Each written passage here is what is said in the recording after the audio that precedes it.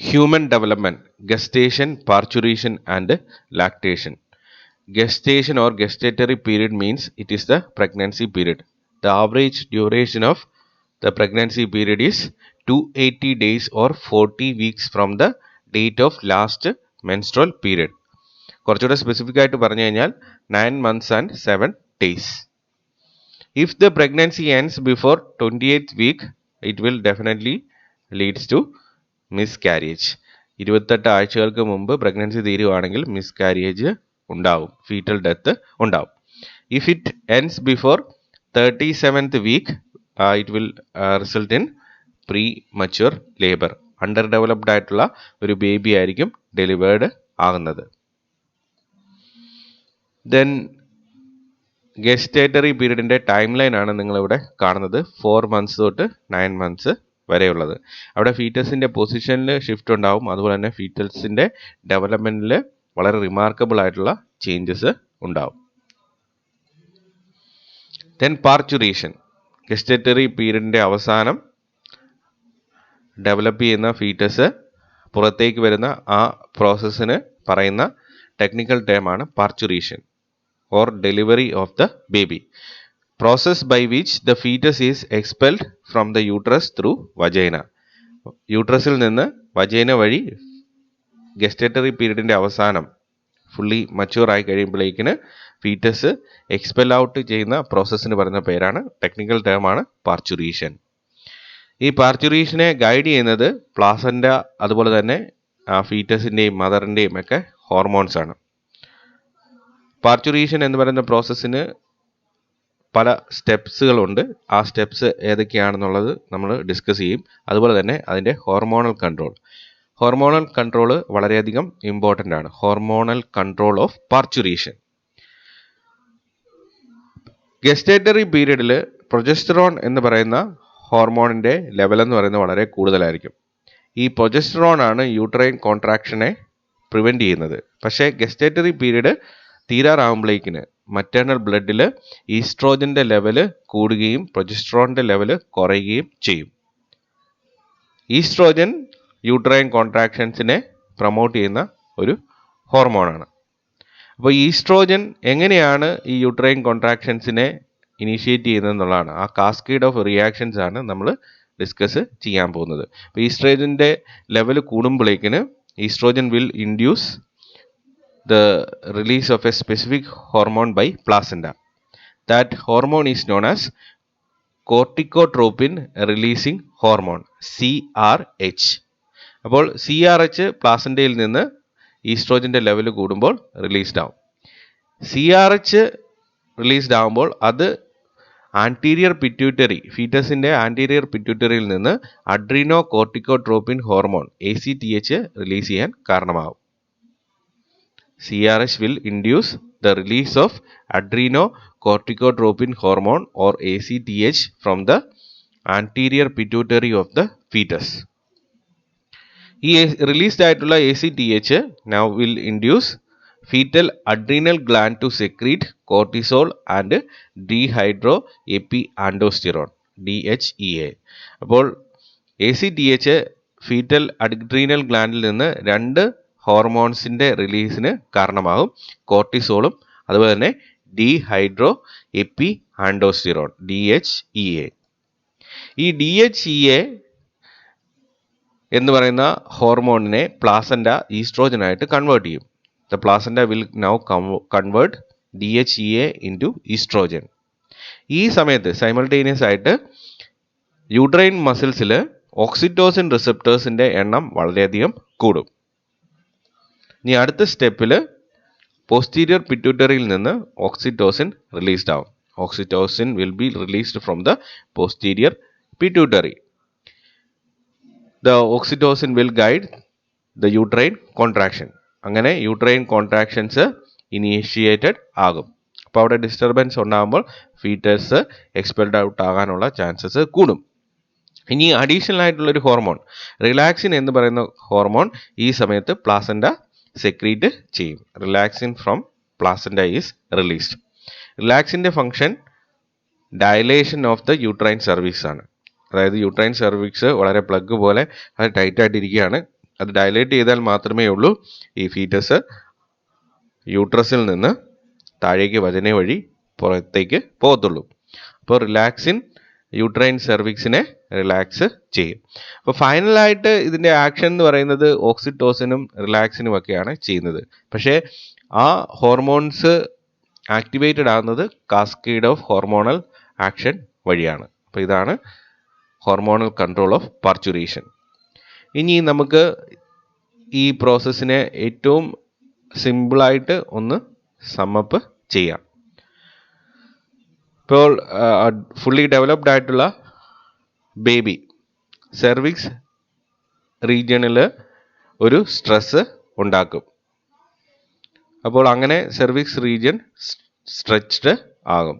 Stretching of the cervix causes nerve impulse to be send to the brain. ഇപ്പോൾ ബ്രെയിനിലേക്ക് nerve impulses send ചെയ്യും. Brain stimulate posterior pituitary to release oxytocin.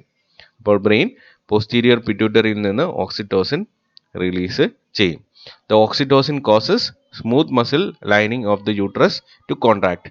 അപ്പോൾ uterine വോളിലുള്ള smooth muscles ഓക്സിറ്റോസിൻ്റെ ആക്ഷൻ്റെ ഫലമായിട്ട് contract ചെയ്യും. അപ്പോൾ ഇതാണ് ഏറ്റവും സിമ്പിൾ ആയിട്ടുള്ള ഒരു റെപ്രസെൻറ്റേഷൻ എന്ന് പറയുന്നത്. Then stages of parturition. 3 stages ആണുള്ളത്. First stage is known as stage of dilation. The time from the onset of labour to the complete dilation of the cervix. അപ്പോൾ ആ ടൈം പീരീഡ് ആണ് labour pain തുടങ്ങുന്നത് തൊട്ട് complete cervix dilate ചെയ്ത് വരുന്ന ആ സമയം ആണ് സ്റ്റേജ് ഓഫ് ഡയലേഷൻ എന്ന് പറയുന്നത്. അപ്പോൾ ഇതിൻ്റെ ഡ്യൂറേഷൻ എന്ന് പറയുന്നത് it comes in between 6 to 12 hours. 6 തൊട്ട് 12 മണിക്കൂർ വരെ സ്റ്റേജ് ഓഫ് ഡയലേഷൻ സംഭവിക്കാം. ഇപ്പോൾ ഈ പർട്ടിക്കുലർ സ്റ്റേജിൻ്റെ ഏറ്റവും വലിയ പ്രത്യേകതയാണ് this particular stage is characterised by the rupture of amniotic sac. Amniotic സാക്കിലുള്ള ആംനിയോട്ടിക് ഫ്ലൂയിഡ് ബ്രേക്ക് ചെയ്യുന്നതാണ് ഈ പർട്ടിക്കുലർ സ്റ്റേജിൻ്റെ ഏറ്റവും വലിയ പ്രത്യേകത. അപ്പോൾ പാർച്യൂറേഷന് തൊട്ട് മുമ്പായിട്ട് ആംനിയോട്ടിക് സാക്ക് റപ്ചർ ചെയ്ത് അതിനകത്തുള്ള കണ്ടൻസ് റിലീസ്ഡ് ആവുന്നുണ്ട്. അത് എന്തിനു വേണ്ടിയാണെന്ന് ചോദിച്ചു കഴിഞ്ഞാൽ ഈ വജൈന അല്ലെങ്കിൽ ബർത്ത് കനാൽ അത് സ്റ്റെറൈലായിട്ടുള്ള ഒരു എൻവയോൺമെൻറ്റ് ആക്കാൻ വേണ്ടിയിട്ടാണ്. അപ്പോൾ അങ്ങനെ ഒരു കേപ്പബിലിറ്റി ആംനിയോട്ടിക് ഫ്ലൂയിഡിന് ഉണ്ട്. അടുത്ത സ്റ്റെപ്പാണ് സ്റ്റേജ് ഓഫ് എക്സ്പെൽഷൻ. ഇത് 10 മിനിറ്റ് തൊട്ട് ഏകദേശം ഏറ്റവും മിനിമം 10 മിനിറ്റ് തൊട്ട് സെവറൽ അവേഴ്സ് വരെ ഉണ്ടാകാം. Dilation of the cervix to the delivery of the baby. അപ്പോൾ ഇതിൻ്റെ മെയിനായിട്ടുള്ള ഫീച്ചർ എന്ന് പറയുന്നത് സെർവിക്സിൻ്റെ ഡയലേഷനും പിന്നെ ഡെലിവറി ഓഫ് ദ ബേബി. ഇതിൻ്റെ ഇടയ്ക്കുള്ള ആ സമയമാണ് സ്റ്റേജ് ഓഫ് എക്സ്പെൽഷൻ എന്ന് പറയുന്നത്. ദെൻ പ്ലാസെൻ്റൽ സ്റ്റേജ് അടുത്ത സ്റ്റേജാണ്. 5 to 30 minutes ആണ് ഇതിൻ്റെ ഡ്യൂറേഷൻ എന്ന് പറയുന്നത്. After delivery the placenta is expelled out. ഇപ്പോൾ പ്ലാസെൻ്റൽ പോർഷൻ മൊത്തം പുറത്തേക്ക് റിലീസ് ചെയ്യുകയാണ്. അപ്പോൾ അതാണ് പ്ലാസെൻ്റൽ സ്റ്റേജിൻ്റെ ഏറ്റവും വലിയ പ്രത്യേകത. Constriction of blood vessels tone during delivery reducing the chance of haemorrhage.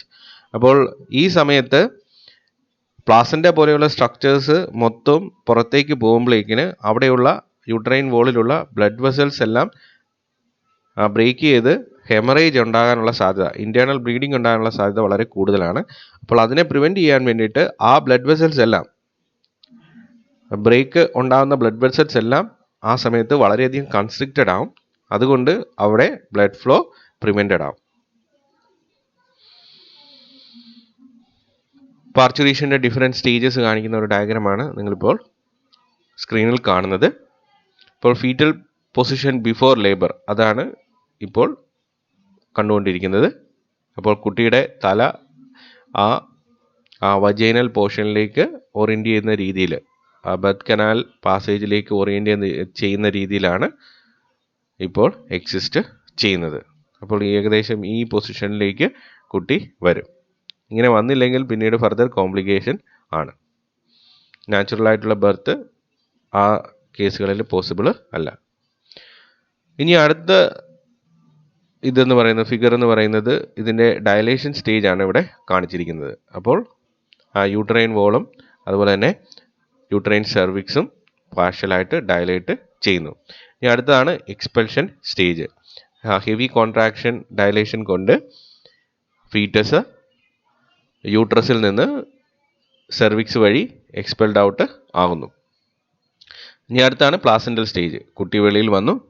ഇനിയുള്ളത് പ്ലാസൻ്റ റിമൂവ് ചെയ്യുക എന്നുള്ളതാണ്, അല്ലെങ്കിൽ എക്സ്പെൽ ഔട്ട് ചെയ്യുക എന്നുള്ളതാണ്. പ്ലാസൻ്റ അംബലിക്കൽ കോഡ് വഴി കുട്ടിയുമായിട്ട് കണക്റ്റഡ് ആണ്. അപ്പോൾ ഈ പ്ലാസൻ്റ എന്ന് പറയുന്ന സ്ട്രക്ചർ വെളിയിലേക്ക് എക്സ്പെൽ ഔട്ട് ചെയ്യുന്നു. അപ്പോൾ ഇത്രയൊക്കെയാണ് പാർച്ചുറേഷൻ്റെ ഡിഫറെൻറ്റ് സ്റ്റേജസ്. ഇനി അടുത്താണ് ലാക്ടേഷൻ. പാർച്ചുറേഷൻ കഴിഞ്ഞാൽ ഉടനെ തന്നെ, അല്ലെങ്കിൽ അതിൻ്റെ തൊട്ട് മുമ്പായിട്ട് തന്നെ മാമറി ഗ്ലാൻസ് മിൽക്ക് സെക്രീറ്റ് ചെയ്യാൻ തുടങ്ങും. Lactation is the production and ejection of milk from the mammary glands. അപ്പോൾ യങ് വൺസിന് നറിഷ്മെൻറ്റ് കൊടുക്കാൻ വേണ്ടിയിട്ട് മിൽക്ക് എന്ന് പറയുന്ന ന്യൂട്രിറ്റീവ് ഫ്ലൂയിഡ് മാമറി ഗ്ലാൻസ് മാമൽസിൽ പ്രൊവൈഡ് ചെയ്യുന്നുണ്ട്.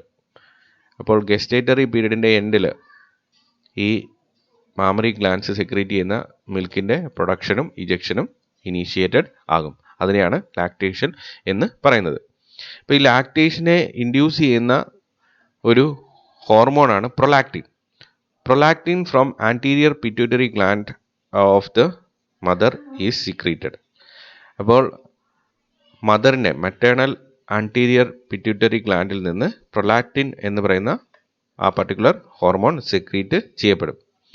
ഈ പ്രൊലാക്റ്റിൻ പ്രൊഡക്ഷൻ എന്ന് പറയുന്നത് ഇനീഷ്യേറ്റഡ് ആകണമെങ്കിൽ ആദ്യമേ കുട്ടി ഡെലിവേർഡ് ആയി കഴിയുമ്പോൾ കുട്ടി ഈ അമ്മയുടെ മാമറി ഗ്ലാൻഡിൻ്റെ അതിൻ്റെ നിപ്പിളിൽ സക്ക് ചെയ്യണം. ആ സക്കിംഗ് ഫോഴ്സ് അവിടെ ഉള്ള മസിൽസിൽ അല്ലെങ്കിൽ ന്യൂറോൺസിൽ ഒരു സ്ട്രെച്ച് സ്റ്റിമുലസ് ഇനീഷ്യേറ്റ് ചെയ്യും. അത് ബ്രെയിനിലേക്ക് പോകും. അപ്പോൾ ഈ നിപ്പിളിനെ സക്ക് ചെയ്യുക എന്ന് പറയുന്നത് വളരെ ഇമ്പോർട്ടൻ്റ് ആയിട്ടുള്ള ഒരു സ്റ്റിമുലസ് ആണ് മിൽക്ക് പ്രൊഡക്ഷനുമായിട്ട് ബന്ധപ്പെട്ട്.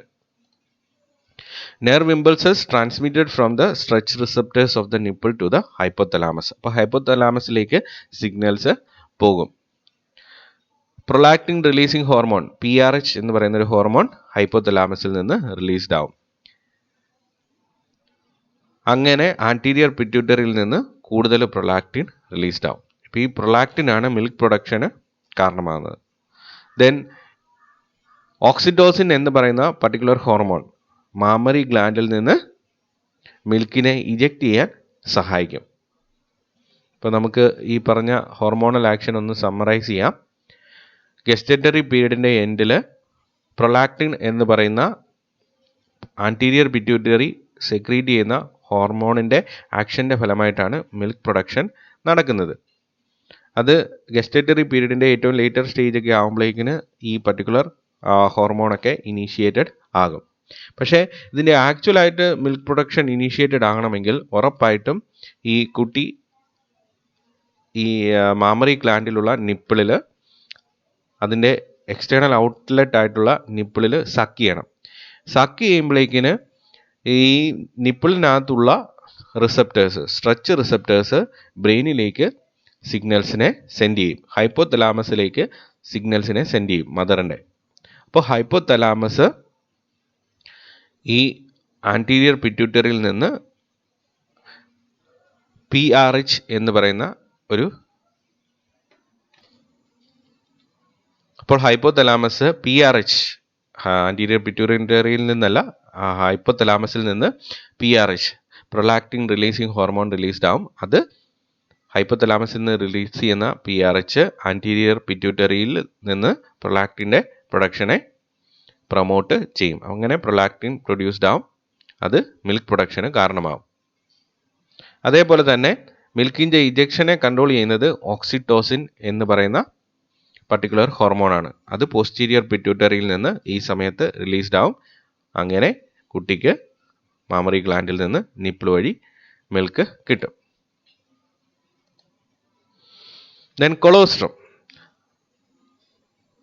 ആദ്യമേ മാമറി ഗ്ലാൻഡിൽ നിന്ന് റിലീസ്ഡ് ആവുന്ന മിൽക്കിന് പറയുന്ന പേരാണ് കൊളോസ്ട്രം. Colostrum is the first form of milk produced by the mammary gland of mammals, including humans, immediately following delivery of the newborn. ഇപ്പോൾ ഡെലിവറി കഴിയുമ്പോൾ തന്നെ അമ്മയുടെ മാമറി ഗ്ലാൻഡിൽ നിന്ന് റിലീസ്ഡ് ആകുന്ന മിൽക്കിന് പറയുന്ന പേരാണ് കൊളോസ്ട്രം. ഈ കൊളോസ്ട്രം നോർമൽ മിൽക്കിൽ നിന്ന് അതിൻ്റെ സ്ട്രക്ചറിലും ഫോമിലും കോൺസ്റ്റുവൻസിലും ഒക്കെ വ്യത്യാസം കാണിക്കും. ഇപ്പോൾ ഇവിടെ നോക്കുകയാണെങ്കിൽ കൊളോസ്ട്രവും മച്ചുവേർഡ് ആയിട്ടുള്ള മിൽക്കും തമ്മിലുള്ള കളർ കമ്പാരിസനാണ് നിങ്ങൾ കാണുന്നത്. കൊളോസ്ട്രം എന്ന് പറയുന്നത് ഒരു യെല്ലോ ഫ്ലൂയിഡ് ആയിട്ടാണ് എക്സിസ്റ്റ് ചെയ്യുന്നത്. മച്ചുവേർഡ് മിൽക്കിന് ഒരു വൈറ്റിഷ് ആയിട്ടുള്ള ഒരു കളറേഷനാണ് വരുന്നത്. അപ്പോൾ ഇത് വളരെയധികം ഇമ്പോർട്ടൻ്റ് ആയിട്ടുള്ള ഒരു ന്യൂട്രിറ്റീവ് ഫ്ലൂയിഡാണ്. Most species will begin to generate colostrum just prior to giving birth. അപ്പം പാർച്ചുറേഷന് തൊട്ട് മുമ്പ് തന്നെ ഈ കൊളോസ്ട്രത്തിൻ്റെ ഡെവലപ്മെൻറ്റ് സ്റ്റാർട്ട് ചെയ്യും. Colostrum has an especially high amount of bioactive compounds compared to mature milk to give the newborn the best possible start to life. അപ്പോൾ ഇത്രയും കാലം ഗസ്റ്റേറ്ററി പീരീഡിൽ ഫുള്ള് മദറിൻ്റെ ബോഡിക്കുള്ളിൽ ഫുള്ളി പ്രൊട്ടക്റ്റഡ് ആയിട്ട് ഒരു സ്റ്റെറൈൽ ആയിട്ടുള്ള എൻവയോൺമെൻറ്റിലായിരുന്നു കുട്ടി ജീവിച്ചിരുന്നത്. പുറത്തേക്ക് വരുമ്പോൾ വളരെ ഹോസ്റ്റൈൽ ആയിട്ടുള്ള എൻവയോൺമെൻറ്റാണ്. പലതരത്തിലുള്ള പ്രശ്നങ്ങളും അതിന് നേരിടേണ്ടി വരും. അതായത് in terms of immunological responses or immunological attacks, മൈക്രോബ്സിൻ്റെയൊക്കെ ആക്ഷൻ എന്ന് പറയുന്നത് വെളിയിലേക്ക് വരുമ്പോൾ വളരെയധികം കൂടുതലാണ്. സ്റ്റെറൈൽ ആയിട്ടുള്ള ഒരു എൻവയോൺമെൻ്റ് അല്ല വെളിയിൽ അത് ഫേസ് ചെയ്യുന്നത്. അപ്പോൾ അതിന് വേണ്ടിയിട്ടുള്ള ഇനീഷ്യലായിട്ടുള്ള ലൈഫ് സ്റ്റാർട്ട് ചെയ്യാൻ വേണ്ടിയിട്ടുള്ള എല്ലാ തരത്തിലുള്ള പ്രൊട്ടക്ഷനും in terms of antibodies, bioactive compounds, അതെല്ലാം ഈ കൊളോസ്ട്രത്തിനകത്ത് നിന്ന് കുട്ടിക്ക് കിട്ടും. ഇപ്പോൾ കൊളോസ്ട്രത്തിനകത്ത് എന്തൊക്കെയാണ് ഉള്ളതെന്ന് നമുക്കൊന്ന് നോക്കാം. Colostrum contains antibodies to protect the newborn against disease and infection. ഏറ്റവും ഇമ്പോർട്ടൻ്റ് ആയിട്ടുള്ളതാണ് ആൻറ്റിബോഡീസ്. ചില അസുഖങ്ങൾക്ക് എഗെയിൻസ്റ്റ് ആയിട്ടുള്ള റെസ്പോൺസ് കാണിക്കുന്ന ഇമ്പോർട്ടൻ്റ് ആയിട്ടുള്ള ആൻറ്റിബോഡീസ് കൊളോസ്ട്രം വഴി കിട്ടുന്നു. Immune and growth factors that help to activate a newborn's immune system. അപ്പോൾ ഇമ്മ്യൂൺ സിസ്റ്റത്തിനെ ആക്ടിവേറ്റ് ചെയ്യാൻ വേണ്ടിയിട്ടുള്ള പല ഫാക്ടേഴ്സും ഈ കൊളോസ്ട്രത്തിനകത്ത് ഉണ്ടായിരിക്കും. ദെൻ ഹെൽത്തി ഗട്ട് മൈക്രോബ്, അതായത് ഇനി കുട്ടി ഫുഡ് മെറ്റീരിയൽസ് വെളിയിൽ നിന്ന് ആണ്, എക്സ്റ്റേണൽ എൻവയോൺമെൻറ്റിൽ നിന്നാണ് എടുക്കേണ്ടത്. അപ്പോൾ ആ ഡൈജഷൻ പ്രോസസ്സിനെ ഗൈഡ് ചെയ്യാൻ വേണ്ടിയിട്ട് അതിന് അലിമെൻ്ററി കനാലിൽ മൈക്രോബ്സ് അത്യാവശ്യമാണ്. അപ്പം ആ ഹെൽത്തി ഗട്ട് മൈക്രോബ്സിൻ്റെ ഇനീഷ്യൽ ആയിട്ടുള്ള പോപ്പുലേഷനെ പ്രൊവൈഡ് ചെയ്യുന്നത് കൊളോസ്ട്രമാണ്. പിന്നെ ഇതിനൊരു മൈൽഡ് ആയിട്ടുള്ള ലാക്സേറ്റീവ് എഫക്റ്റും ഉണ്ട്. ഫസ്റ്റ് സ്റ്റൂള് പാസ് ചെയ്യാൻ കുട്ടിയെ എൻകറേജ് ചെയ്യുന്നത് അല്ലെങ്കിൽ ആ സിസ്റ്റത്തെ ഇനിഷ്യേറ്റ് ചെയ്യിക്കുന്നത് കൊളോസ്ട്രത്തിൻ്റെ ലാക്സേറ്റീവ് എഫക്റ്റാണ്. ഫസ്റ്റ് സ്റ്റൂളിന് പറയുന്ന പേരാണ് മെക്കോണിയം. അപ്പോൾ മെക്കോണിയം പാസ് ചെയ്യാൻ കുട്ടിയെ സഹായിക്കുന്നത് കൊളോസ്ട്രത്തിനകത്തുള്ള ലാക്സേറ്റീവ് കോമ്പോണൻസ് ആണ്. അപ്പോൾ ഇത്രയൊക്കെയാണ് കൊളോസ്ട്രത്തെക്കുറിച്ച് പറയാനുള്ളത്. നമ്മൾ ഈ സെഷനിൽ 3 കാര്യങ്ങളെക്കുറിച്ചാണ് പറഞ്ഞത്: gestation, parturition, then lactation. Parturition, lactation അതിൻ്റെ ഹോർമോണൽ കൺട്രോളറാണ് വളരെ ഇമ്പോർട്ടൻ്റ് ആയിട്ടുള്ളത്.